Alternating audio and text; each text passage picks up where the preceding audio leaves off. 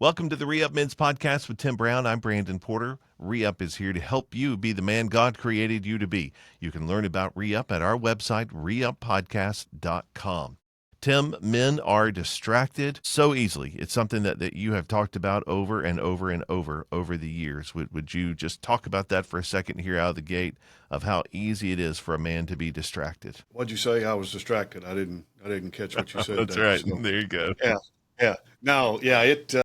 Man, distraction. Yeah. The enemy majors in three things: muchness, busyness, and noise. And it doesn't. We're kind of those guys. We'll be talking to you, and the old saying, squirrel. I mean, we get distracted pretty quick. We're pretty simple critters, and yeah, and that's exactly what the enemy wants us to do. He wants us to be distracted, and wow, do we not have a lot of stuff coming at us to distract us? I mean, just crazy, crazy, crazy. So, I mean, I thought when you and I were growing up, we could get distracted easy, but wow, wow, wow, what a Yeah. different world we live in today. It is basically it's a world of distractions. That's really the world we live in. Yeah, it is. Absolutely. Well, in the Man Journey book, you call it Sex, Drugs, and Rock and Roll Resisting Cultural Giants. And those cultural giants are things that are just tremendous distractions for men. And so we want to walk through that during this time together. Why don't we just think through some of those giants that you have in mind when it comes to these distractions that can so easily derail a man? Yeah. Obviously, you and I have identified some here we want to talk about in the podcast, but as we're recording this, it's September 11th. We're anniversary of 9/11, but also we're one day after a horrific event here in our country, assassination, for lack of a better term, of Charlie Yeah, Kirk. And right. you look at all the social media and the news outlets and everything. I mean, you're talking about getting distracted, man. We get distracted from the fact that this morning, a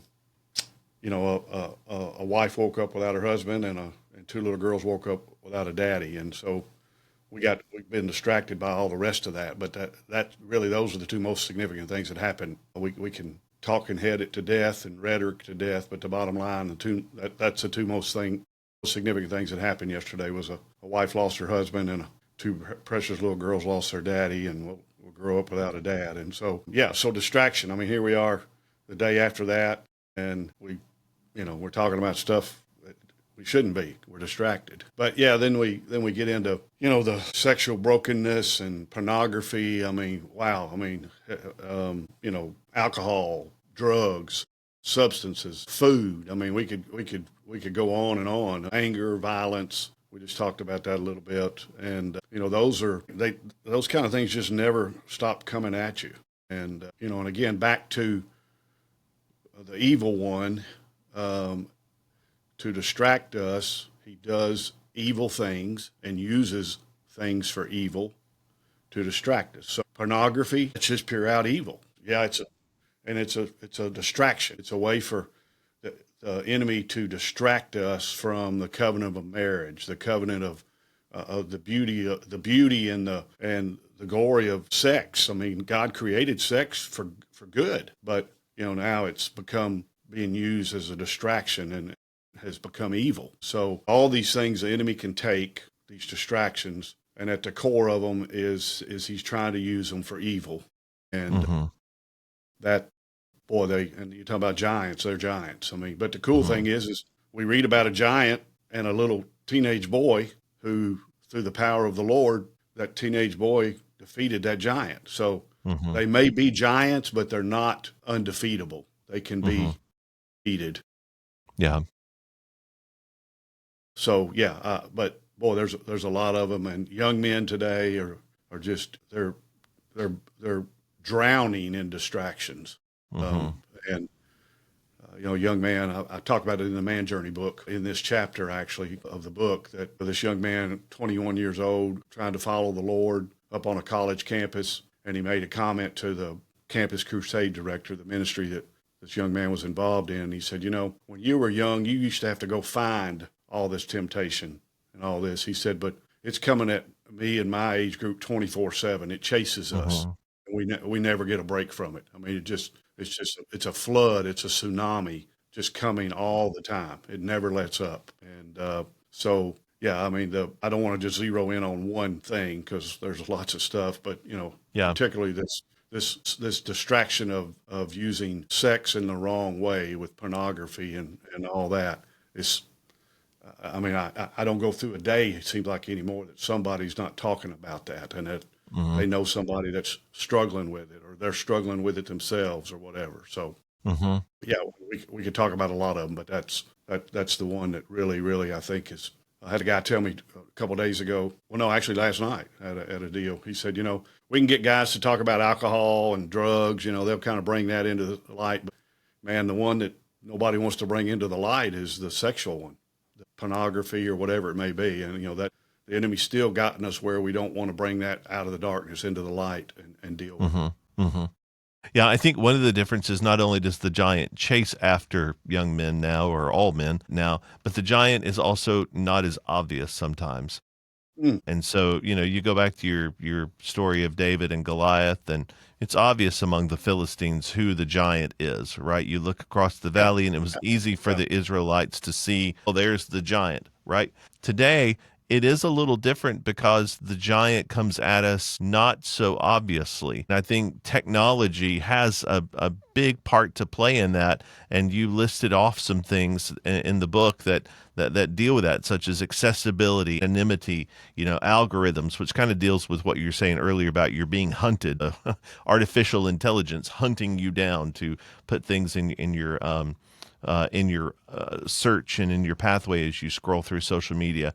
And then I think just attention as well. Something that you mentioned there is we just become callous to this stuff because we see it over and over and over. And yet it's still embedded into our brains, and our brains have to process through that, and it calluses our heart, calluses our soul, even as we see that over and over. yeah. I had a Twitter account, I guess you call it X now, and I would check it every day, just for a few minutes or whatever. And I didn't realize, and somehow the Lord got my attention one day, but I didn't realize how much sexually explicit material was being posted on my timeline. One of the things that happens is, and I wasn't stopping my scrolling because I was, man, I want to see this, which some of it was just stunning me that it was on my time, showing up on my timeline.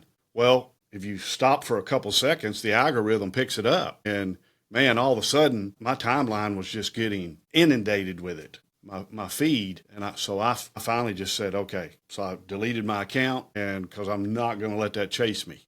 And I didn't know it. I mean, for months probably I didn't recognize it because it wasn't an obvious giant, it was just kind of showing up in the flow of things and on my feed. So I think you make a great point. I mean, we forget that some of them, they just don't stand out. I mean, they're silently and quietly there. And sometimes we don't realize that it's happening until it's too late. And so, again, that's why I always go back to, the key to everything is spending time with Him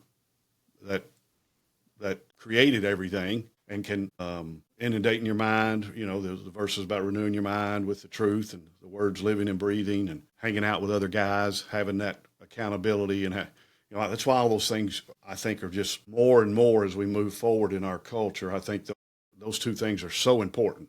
Bob used to tell me all the time. He said, "Tim, man, there's only two things that are eternal, and that's the Word and people. And you got to figure out a way to spend most of your time focused on those two things because when it's all said and done, those are the two things that will sustain and will allow you to really be who God made you to be because the word will keep transforming you.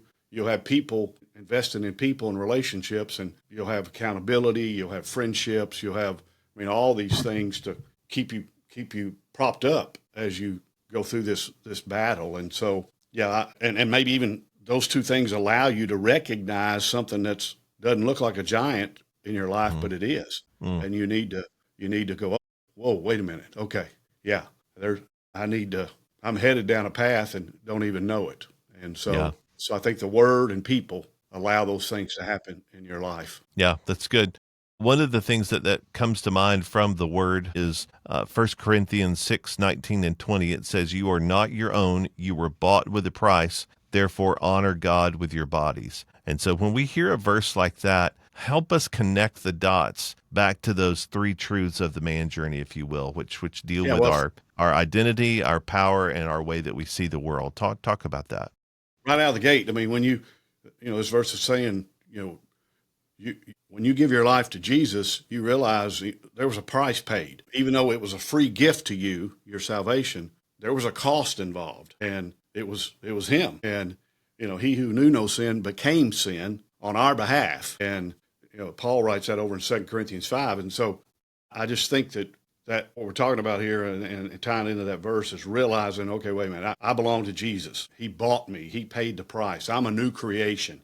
I'm his. I'm no longer a slave to what used to control me. He calls me who I am. So the word shame, guilt, or whatever doesn't even play into the equation. And, I've been accepted with him. I've been justified. I'm righteous, which means a right standing. I mean, all those things that verse is talking about. I mean, we're not our own. And because of that, we are to honor God for that price that was paid, honor him with our bodies. So what's that mean? Well, I'm not to use my body for anything contrary as a man outside the covenant of marriage. I mean, that's one example. I'm not to do that. But I also think we can take it this way and go, I'm to also honor somebody else's body because they belong to him too. And, to look at another woman and realize, wait. That's somebody's daughter. Mm-hmm.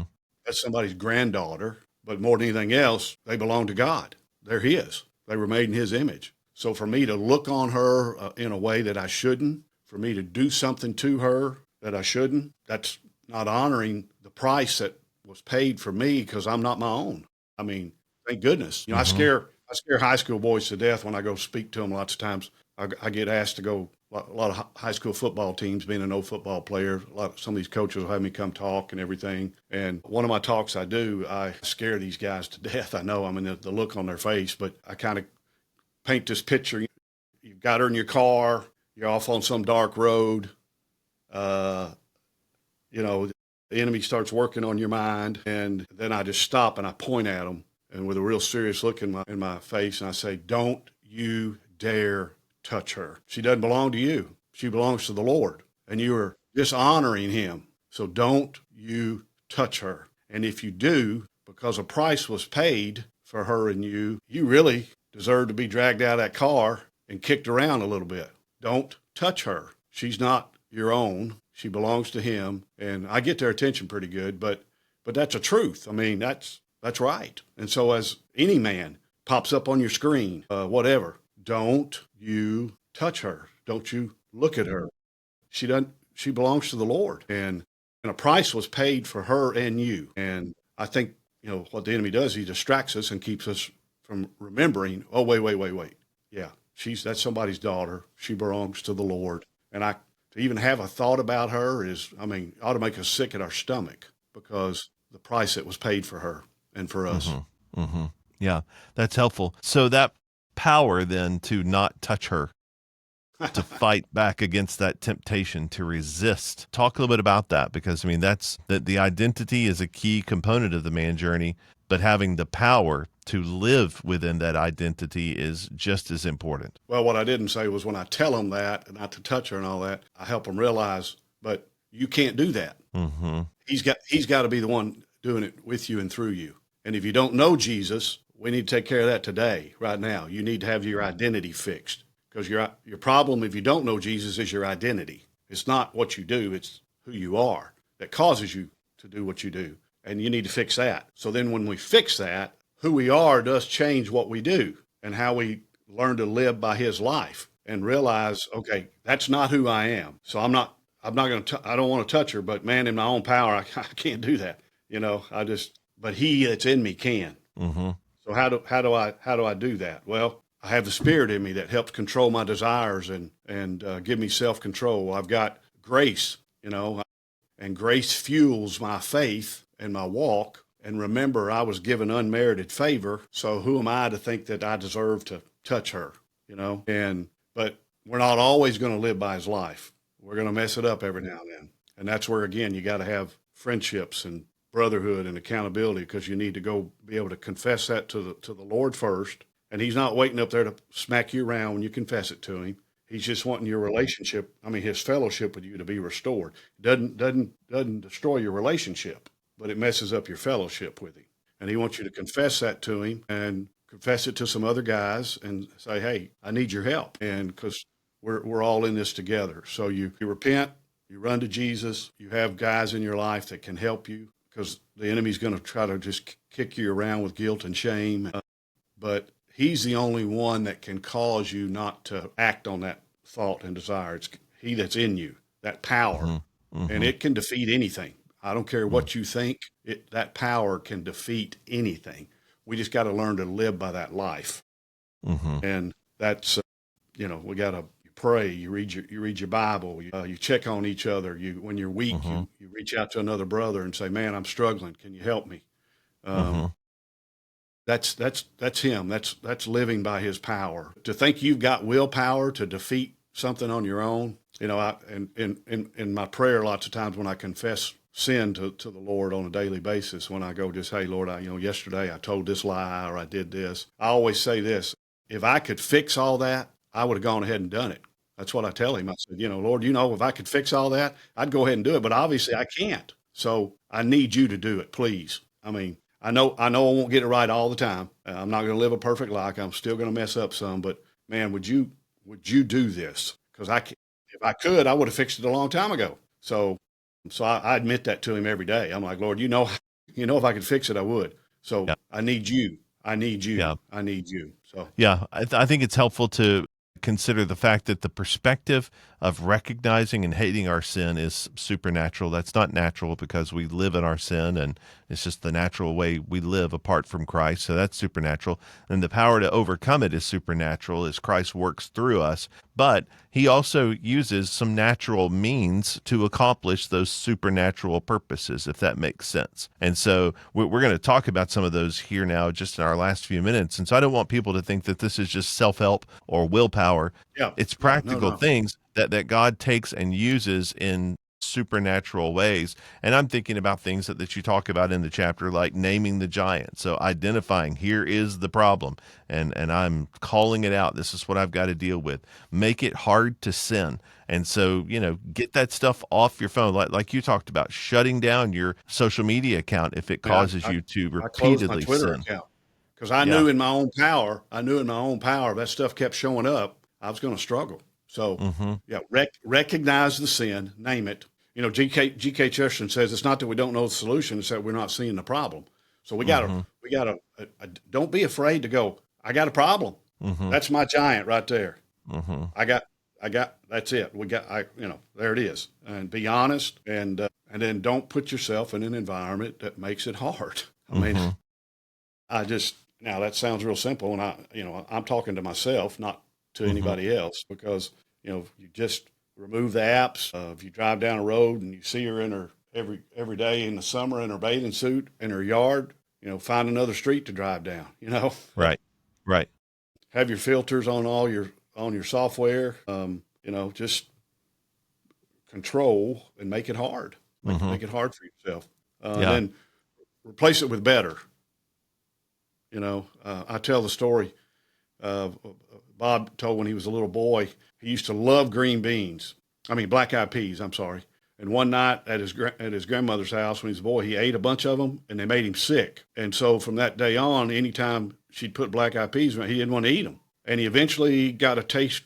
He never liked green beans, but all of a sudden he acquired the taste for green beans, and he found out he liked those better. So he took what was making him sick. He had to get sick on it, and then he wouldn't touch it anymore, and he found something that was better. And that's what the Lord will do, is he'll replace it with something better. And so you got to do things that'll help do that, no matter what you're struggling with. It may be something you need to make sure you're reading scriptures daily that maybe deal with that particular subject.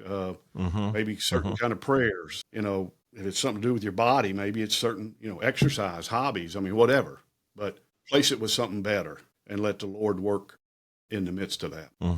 Yeah. And And then, obviously, yeah, the next one here, weekly check-ins, which, that's something we talk about regularly, called a fire team. It Yeah. just naturally flows into that. A Yesterday group. morning, my fire team, yep, yesterday morning before we left, we assigned each other's buddy for the week, Mm-hmm. and Mm-hmm. we check on each other pretty much every day, and Mm-hmm. what's going on, and I had Mm-hmm. the guy I've got this week, he actually texted me today with something that he was struggling with, and so I prayed for him, and that was that. So yeah, Yeah. you got to have that. You got to have that. Yeah, yeah, and then anticipate the temptation. When it comes, be prepared with an answer Yep. there, and obviously you're going to lean on the Lord's strength and power to help you not forget, not to fall, but look for that, and and if it's a deeper issue, if there's something more to it, then reach out for more help. There are there are times when you can go to the bathroom and get the Neosporin and a Band-Aid and you're fine.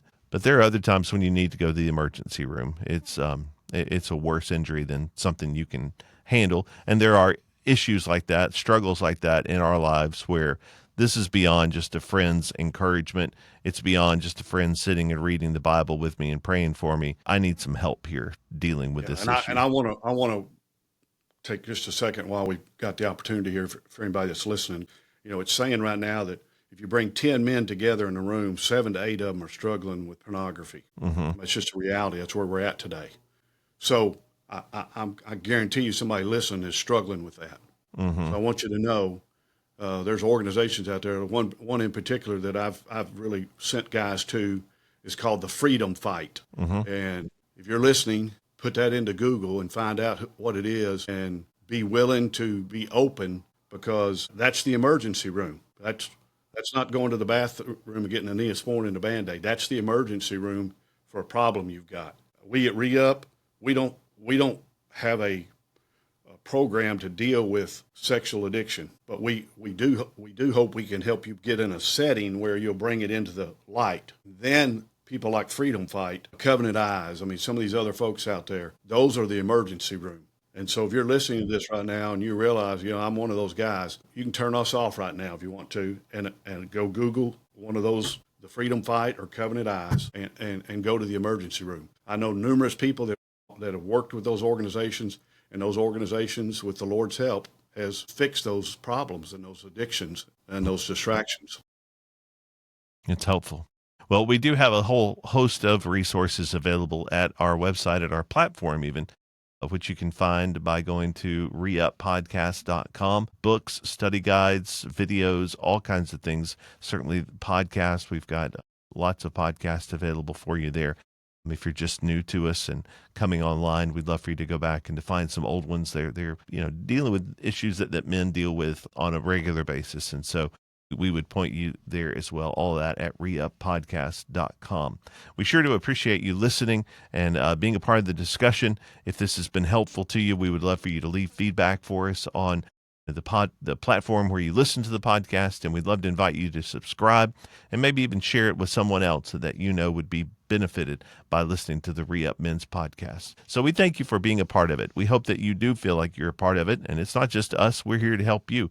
And so if there's a way that we can do that, don't you hesitate to reach out through our website, reuppodcast.com. Thanks for listening to the ReUp Men's podcast with Tim Brown.